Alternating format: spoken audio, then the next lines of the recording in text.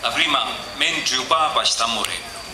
Questa poesia l'ho scritta il 1° aprile 2004 nella cattedrale di Trapani, mentre c'era la veglia di preghiera per il Papa, davanti a Gesù Eucaristia, alla sua presenza reale.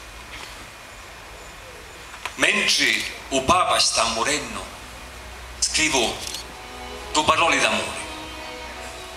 Mentre sogno, davanti Signore, scrivo due parole d'amore. Parole fatte per Santo Padre, che mi son croce, come idro pignauci. E così giunso, che mi tira voce, Dio, ti ringrazio per sto Papa Roce, che non millennio a nautro ne portavo. Ne disse, non vi scandate, e ne incoraggiavo.